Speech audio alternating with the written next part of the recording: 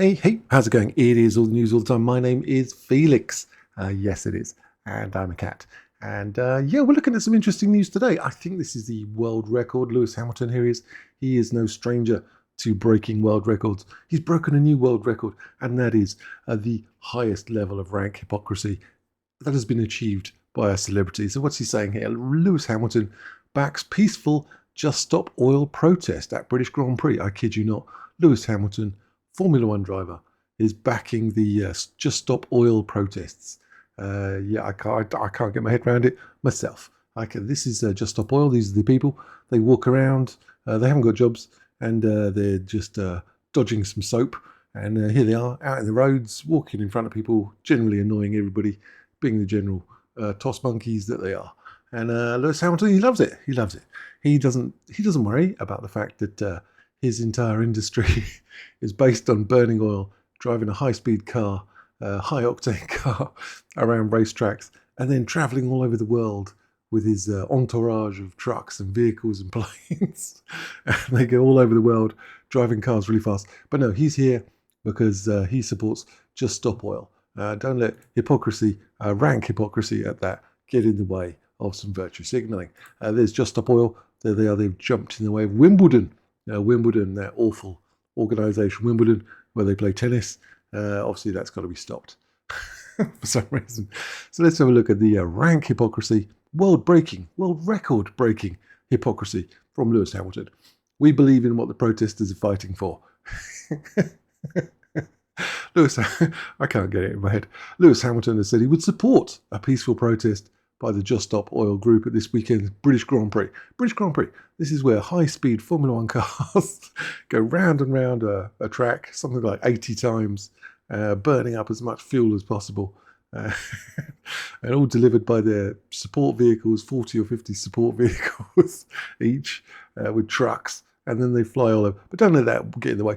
Environmental activists like Lewis Hamilton are targeting sporting events, you can't believe it, and are expected to take action at Silverstone, and the 7-time world champion, who has expressed sympathy with their cause in the past, believed they have a valid point to make. Have a look in the mirror, my friend. Have a look in the mirror. On Wednesday, campaigners disrupted 2 matches at Wimbledon. Oh yeah, because you can't have people playing tennis. And also did so, I quite like that, on the first day of the Lord's Ashes Test. That's cricket, if you are not of the British persuasion. The organisers of the British Grand Prix, that well-known eco-friendly Grand Prix, have already said they're planning the weekend with the expectation of disruption. I'm sure Hamilton will be clapping along and singing Kumbaya round a campfire with them very, very shortly. However, while Hamilton was unequivocal in stating that protesters should not climb on the track because they might get run over by these oil-burning cars or endanger lives, he did support their right to make a point about the climate emergency. He said that from the seat of his private jet as he flew around the world randomly. When asked if he would agree with a protest at the race not involving invading the track, he said, of course, I love that. I support peaceful protests. He has expressed concern about the climate emergency in the past while flying around in his private jet and driving high-speed Formula One cars, and has been working actively with his Mercedes team to address issues, address issues of sustainability and attempting. It reminds me of Unilever. Remember Unilever? Yeah, they do this sort of thing. They have these initiatives, they put it all over their website, and then they carry on selling their stuff in a Russian and paying tax to the Russians. The hypocrisy. Well, it's record-breaking from Hamilton on this issue, though.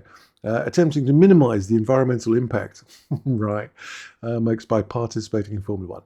At Silverstone, Hamilton was clear he supported the cause Just Stop Oil were promoting, but did emphasise they should make their point without endangering lives by climbing onto the track. I'm looking for this bit where they're actively, with his team, addressing issues of sustainability. Maybe they've changed from plastic straws to paper straws. Maybe that's what they've done. From my perspective, I mean, we can only hope.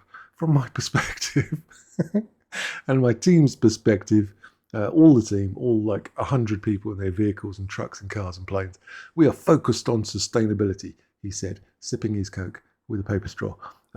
That's the liquid Coke. And we believe, allegedly, in what people, the protesters, are fighting for. Clearly you do. And we are making these changes as a sport. What changes? Oh, paper straws, my apologies. But safety is key. We don't want to put them in harm's way. We don't want to put anyone else in harm's way. If there was to be one, we hope it's not on the track, he said. And as we can see here, these are just some of the support vehicles for one of the teams. This is just the Red Bull team. There are many teams. Obviously, you need multiple of these trucks, and you need to move them all over the world to the various races. But of course, this is offset just by using, obviously, a few paper straws, which is brilliant. And that's just great. Obviously, you have to deliver the vehicles. There's a Formula One car being delivered by DHL to one of the venues, one of the races.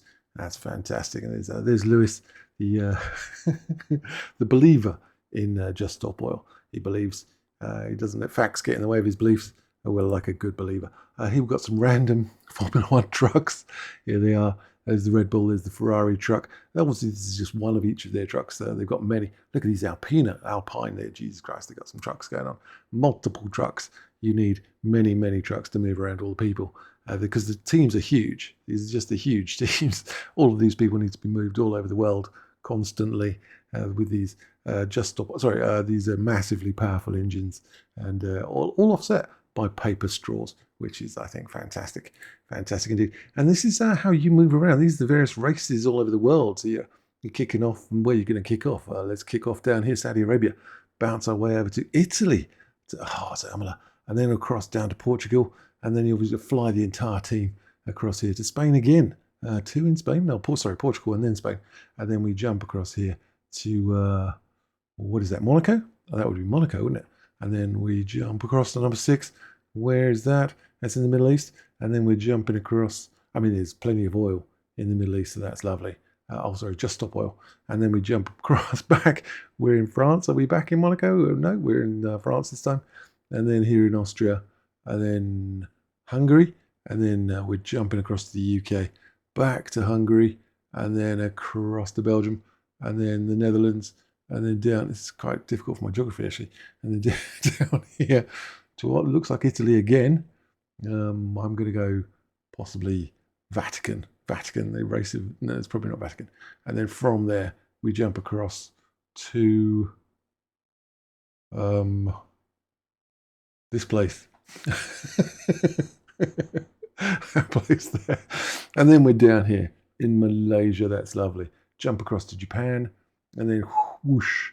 I mean, this is all just not going to cost any sort of environmental impact whatsoever.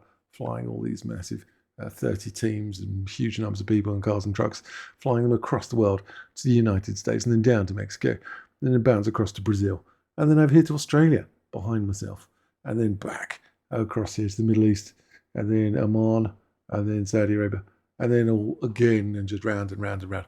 None of that is of any environmental impact whatsoever, which is lovely for Lewis.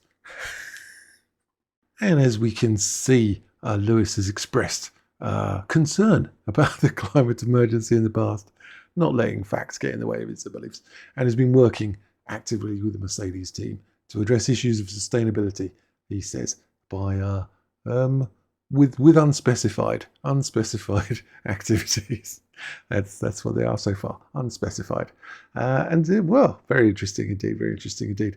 At the last year's race, Just Stop Oil protesters breached the trackside fencing on the opening lap, shortly after the Chinese driver Zhu Guanyu had suffered a high-speed crash at turn 1.